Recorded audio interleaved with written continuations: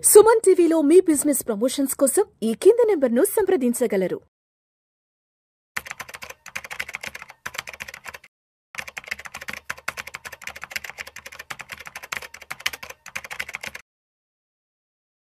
Welcome to Vishnu talks. నేను విష్ణు. ప్రస్తుతంతో పాటు NIS అంటే CRISIL certified wealth manager Revanth Chalamala ఉన్నారు. వారితో మాట్లాడదాం.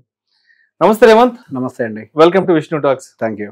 సో రేవంత్, మనందరం సాధారణంగా ఇంట్లో బంగారాన్ని దాచిపెట్టుకోవడానికి భయపడతాం. కారణం ఏంటంటే దొంగల భయం. అవును. సో మన బంగారం దొంగల పాలు కాకుండా ఉండడానికి సేఫ్టీ విషయంలో మన ఇంట్లో ఉన్న బంగారాన్ని తీసుకెళ్లి బ్యాంకు లాకర్ లో దాచిపెట్టుకుంటాం. దానికి సంవత్సరానికో లేదంటే ఎవ్రీ క్వార్టర్కో 6 monthsకో ఎంతో కొంత మెయింటెనెన్స్ ఛార్జ్ అనేది ఛార్జ్ చేస్తారు, లాకర్ ఫీజెస్. సో అయితే దీనికి సంబంధించి రిజర్వ్ బ్యాంక్ ఆఫ్ ఇండియా కొన్ని కొత్త గైడ్ లైన్స్ కూడా తీసుకొచ్చిందంట. మీరు గనుక మీ బంగారాన్ని బ్యాంకు లాకర్లో కానీ దాచిపెడితే కొన్ని విషయాలు తప్పనిసరిగా తెలుసుకోవాలి. దానికి సంబంధించిన గైడ్ లైన్స్ ఇవంటూ కూడా ఒక ఆర్టికల్ చదివాను 2 days బ్యాక్. సో మరి బ్యాంకు లాకర్ లో ఉన్న బంగారానికి సంబంధించి రిజర్వ్ బ్యాంక్ ఆఫ్ ఇండియా తీసుకొచ్చిన గైడ్ లైన్స్ ఏంటి, తప్పనిసరిగా మనం ఎటువంటి విషయాలు తెలుసుకోవాలి అంటారు మన బంగారాన్ని తీసుకెళ్లి బ్యాంక్ లాకర్ లో భద్రపరిచే ముందు? సో ఇప్పుడు ఇంట్లో పెట్టుకుంటే దొంగల భయం, మన లాకర్ని ఎవరైనా ఎత్తుకుపోతారని. ఇప్పుడు మన బ్యాంక్ లాకర్ని ఎత్తుకుపోతే అది పెద్ద ప్రశ్న. జరగచ్చు కూడా కదా, పెద్ద ప్రశ్న. ఎందుకు బోల్డ్ జరిగినాయి, ఇప్పుడు దాకా చాలా కేసులు ఉన్నాయి, జరుగుతూనే ఉంటాయి, రెగ్యులర్ గా జరిగేవి. సో ఇప్పుడు RBI గైడ్ లైన్స్ ప్రకారం కొన్ని విషయాలు చెప్తుంది. అసలు ఫస్ట్ మీరు లాకర్ ని దేని పర్పస్ వాడాలి అంటానికి కొన్ని నియమాలు ఉన్నాయి. సో బంగారం కానీ, సర్టిఫికేట్స్ కానీ, ప్రాపర్టీ డాక్యుమెంట్స్ కానీ, వీటి వరకు స్టోర్ చేసుకోవడానికి మీరు బ్యాంక్ లాకర్ ని ఫస్ట్ వాడచ్చు. మీకు నచ్చినంత క్యాష్ తీసుకెళ్లి లాకర్ లో పెడతానంటే దానికి RBI గైడ్ లైన్స్ ఒప్పుకోదు. మా దగ్గర 10 కోట్లు ఉన్నాయి, తీసుకెళ్లి బ్యాంక్ లో పెట్టుకోండి, సో దానికి ఒప్పుకోదు. So there are few restrictions. మీరు ఖచ్చితంగా డబ్బులను అయితే బ్యాంక్ అకౌంట్ లో పెట్టుకోవాలి. బంగారం లాంటివి కానీ, ప్రాపర్టీ డాక్యుమెంట్స్ కానీ, లోన్ డాక్యుమెంట్స్ కానీ మీరు ఇందులో పెట్టుకోవడానికి మీకు అనుమతి ఉంది అని. ఇఫ్ బై ఎనీ ఛాన్స్ బంగారం కనుక దొంగతనం జరిగితే, ఫర్ ఎగ్జాంపుల్ ఏదో మన దగ్గర ఉన్నటువంటి దాంట్లో 1 kg బంగారం అంటే ఎంత ఉంటుంది? kg బంగారం అంటే 80 లక్షలు ఉంటుంది. 1 కోటి రూపాయల బంగారం ఉంది, తీసుకెళ్లి పెట్టాము. అది మేనేజ్మెంట్ తప్పు, లేకపోతే దొంగతనం జరిగిందో, లేదా ఫైర్ యాక్సిడెంట్ జరిగిందో, లేదా భూకంపం వచ్చి బిల్డింగే పడిపోయిందో, ఇట్లా ఏదైనా జరగచ్చు. దొంగతనమే కాదు, ఏదైనా జరగచ్చు. సో ఇక్కడ ఏం జరిగినా గానీ మనకు బాధ్యులు ఎవరు? బ్యాంకుకి ఎటువంటి బాధ్యత లేదు. Bank will not take any responsibility. వాళ్ళు ఏదైతే మీకు మెయింటెనెన్స్ ఛార్జెస్ వేస్తూ ఉంటారో AMC, దానికి ఇంటూ 100 times మాత్రమే మీకు వాళ్ళు ఫీని చెల్లిస్తారు. మీరు 1000 రూపాయలు కడితే 1 లక్ష ఇస్తారు, 3000 AMC పే చేస్తే 3 లక్షలు ఇస్తారు, 4000 AMC పే చేస్తే 4 లక్షలు ఇస్తారు, అంతే. అదేంటది అంటే ఇప్పుడు మన ఇంట్లో పెట్టుకుంటే మన ఇంట్లో ఏదైనా దొంగల పడొచ్చన్న భయమో, లేదంటే మన ఇంట్లో పెట్టుకుంటే ఏ ఇతర కారణాల వల్ల మన బంగారం ఏదన్నా పోతుందనో, డ్యామేజ్ అవుతుందనో, ఇటువంటి సేఫ్టీ ప్రికాషన్స్ మనం తీసుకుని ఆలోచించి మన బంగారాన్ని తీసుకెళ్లి బ్యాంక్ లాకర్ లో భద్రపరుచుకుంటే అక్కడ కూడా ఏమన్నా జరిగితే కూడా దానికి బ్యాంక్ వాళ్ళు ఎటువంటి బాధ్యత వహించరు. వాళ్ళు కేవలం ఆ లాకర్ ఫెసిలిటేట్ చేయడానికి ఏదైతే సెక్యూరిటీ ఛార్జెస్ తీసుకుంటారో దానికి గాను ఇన్సూరెన్స్ కింద ఇంటూ 100 times డబ్బుల్ని మీకు పే చేస్తారు, అంతే. సో చాలా మంది ఇది కూడా వెతుక్కుంటూ ఉంటారు, తక్కువ రేటుకి ఎక్కడ లాకర్ దొరుకుద్దా అని.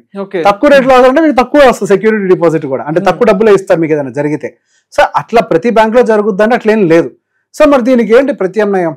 ఫస్ట్ థింగ్, మనం గోల్డ్ అనేది ఇన్వెస్ట్మెంట్ పాయింట్ ఆఫ్ వ్యూలో అయితే కనుక ఎక్కువ తక్కువ ఫిజికల్ గా కొనొద్దు, ఆర్నమెంట్స్ వేసుకోవడానికి సరిపడా కొనుక్కోవాలి. సరే, మనం కొంతమందికి కొన్ని అలవాట్లు ఆల్రెడీ చేసేసి ఉండుంటారు, బిస్కెట్లు, కాయిన్స్, ఏది ఇన్వెస్ట్మెంట్ పాయింట్ ఆఫ్ వ్యూ చాలా కొనేసి ఉండుంటారు. మరి దానికి ఇంకో దారి లేదా అంటే దానికి ఒక దారి కల్పించింది మనకి RBI. దాని పేరే గోల్డ్ మానిటైజేషన్ స్కీమ్. ఓకే, మనకి సోవరెన్ గోల్డ్ బాండ్ గురించి అవగాహన, అది వేరు. మనం ఆన్లైన్ లో బాండ్స్ గా కొంటాం, ఇది వేరు. దీని పని ఏంటి అని అంటే మన దగ్గర ఉన్న గోల్డ్ తీసుకెళ్లి బ్యాంక్ అప్ చెప్తాం. సో బేసిక్ గా మన గోల్డ్ మానిటైజేషన్ స్కీమ్ అనేది ఎప్పటి నుంచో రన్నింగ్ లో ఉంది. రీసెంట్ గా March 25వ తారీఖు 2025 మొన్న రీసెంట్ గా కొన్ని మార్పులను తీసుకొని వచ్చింది. ఈ గోల్డ్ మానిటైజేషన్ స్కీమ్ అంటే మన దగ్గర ఉన్నటువంటి ఆర్నమెంట్ అయినా తీసుకుంటారు, మన దగ్గర ఉన్న గోల్డ్ కాయిన్స్ అయినా ఏమైనా కానీ స్క్రాప్ అంటే మొత్తం గోల్డ్ అంతా తీసుకుంటారు.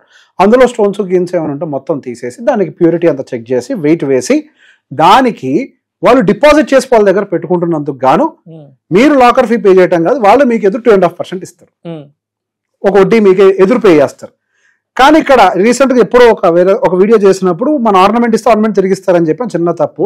నేను క్లియర్ గా దాని డేటా చదివినప్పుడు దాన్ని నీట్గా కరగదీసి ఒక బార్ లాగా తయారు చేసి ఆర్బీఐకి పంపిస్తారు. యా, సో బేసిక్ గా మనకి తిరిగి ఇచ్చేటప్పుడు ఆ రోజున్న వాల్యూ ప్రకారం రూపీస్ లో కానీ లేదా మళ్ళీ గోల్డ్ రూపంలో కానీ మనకి రిటర్న్ ఇంక్లూడింగ్ ఇంట్రెస్ట్ చెల్లించేస్తారు. సో బేసిక్ గా దీంట్లో మనకి 3 పద్ధతులు ఉన్నాయి. ఒకటి షార్ట్ టర్మ్ బ్యాంక్ డిపాజిట్, రెండోది వచ్చేసరికి మీడియం టర్మ్, లాంగ్ టర్మ్. 1 నుంచి 3 సంవత్సరాల వరకు తీసుకునేదాన్ని షార్ట్ టర్మ్ అని అంటారు, 5 నుంచి 7 సంవత్సరాలకి మీడియం అంటారు, లాంగ్ టర్మ్ అంటే 12 నుంచి 15 సంవత్సరాల దానికి. సో రీసెంట్ గా మారుతున్నటువంటి ఆర్థిక పరిస్థితుల వల్ల 2025 మార్చి 25వ తారీఖున long term and medium term ని ఆపేసింది ఆర్బీఐ. కేవలం షార్ట్ టర్మ్ వరకు తీసుకోవచ్చు అని చెప్పేసి చెప్పింది.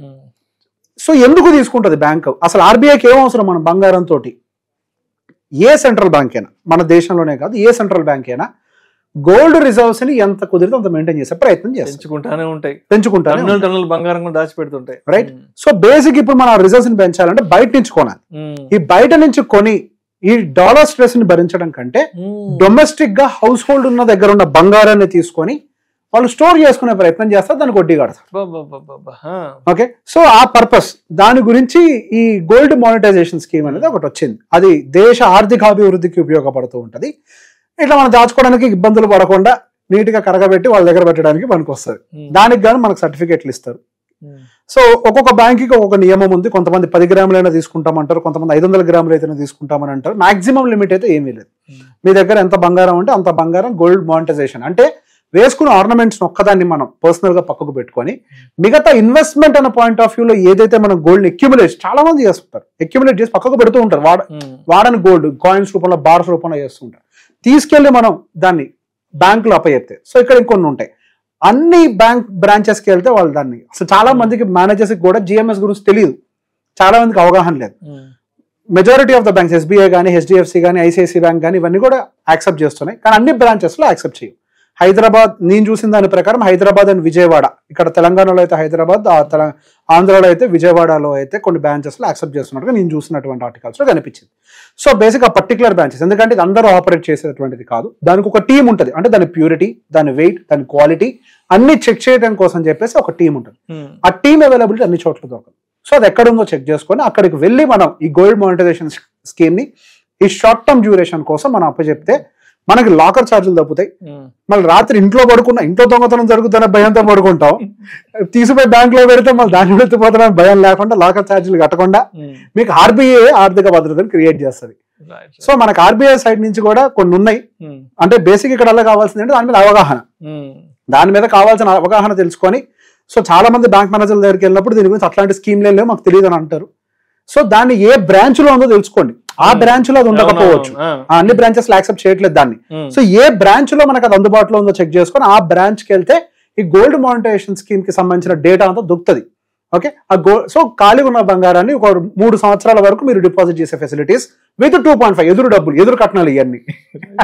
సో మొత్తానికి ఇంట్లో కేజీల బంగారం ఉంది కదా అని చెప్పి తీసుకెళ్లి అంటే బ్యాంక్ లాకర్ లో కనుక పెట్టుకుంటే అక్కడ కూడా భద్రత కరువు అయితే ఆ తర్వాత పరిస్థితులు ఏంటి? సో 50 లక్షల రూపాయలు బంగారం మాది బ్యాంకులో పెట్టాము, అది కొన్ని కారణాల వల్ల బ్యాంకులో ఏదైనా రాబరీ జరగడమో, లేదంటే బ్యాంక్ ఏదైనా అగ్ని ప్రమాదానికి గురవడమో, లేదంటే భూకంపము, తుఫాన్ లాంటి ప్రకృతి వైపరీత్యాలు వచ్చి ఆ బ్యాంకు బిల్డింగ్ ఏదైనా జరిగితే కూడా సో మనం ఎంత అయితే బంగారం పెట్టామో అంత డబ్బు మనకి ఇవ్వరు. అసలు మనం ఎంత పెట్టామో కూడా వాళ్ళకి తెలియదు, వాళ్ళు చూడరు కదా, చూడరు. సో మొత్తానికి బంగారం తీసుకెళ్లి బ్యాంకులో భద్రపరిచే ముందు దానికి సంబంధించిన రూల్స్ అండ్ రెగ్యులేషన్స్ ఏంటని తప్పనిసరిగా మన వైపు నుంచి తెలుసుకొని బ్యాంకుకి వెళ్ళాలి. Yes, thank you sir, thank you so much. Thank you అండి.